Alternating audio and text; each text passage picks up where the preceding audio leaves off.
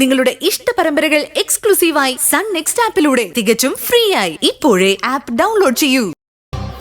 അകത്ത് പോവും. ഈ പറഞ്ഞ ഫോം നമ്പർ 8 സർവ്വ തെളിവുകളുമായി, ലൊക്കേഷൻ മാപ്പ്, മൈലിന്റെ ആധാരം, അവസാന വർഷം കരമടച്ച രസീത്, ഇത്രയും കൊണ്ട് ജില്ലാ കളക്ടർക്കായിരുന്നു ആദ്യം ആപ്ലിക്കേഷൻ കൊടുക്കേണ്ടത്. കളക്ടർ അത് തഹസിൽദാർക്കും അവിടെ നിന്നത് വില്ലേജ് ഓഫീസർക്കും കൈമാറും.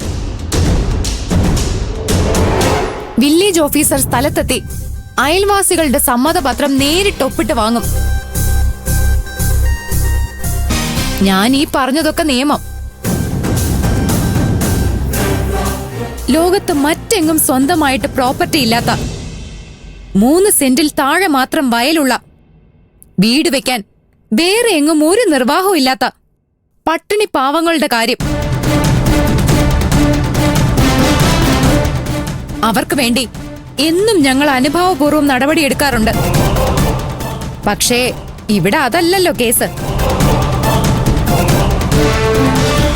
1500 കോടിയുടെ ഉടമകളായ മാണിക്യമംഗലത്തുകാർക്ക് ഏതായാലും ആ ഔദാര്യത്തിന്റെ ആവശ്യമില്ലല്ലോ.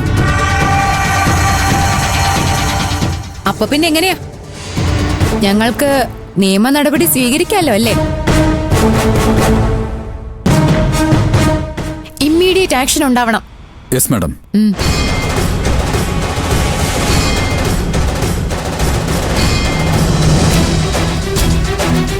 ഞാൻ എന്റെ വാക്ക് പാലിച്ചു.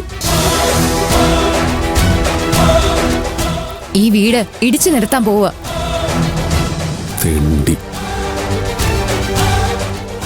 ഇനി ഇവിടെ ഒരു കുളം കൂടി കുത്തി അതിൽ നിന്നൊരു കൈക്കുമ്പിൾ വെള്ളമെടുത്ത് ദാഹം തീർക്കുമ്പോ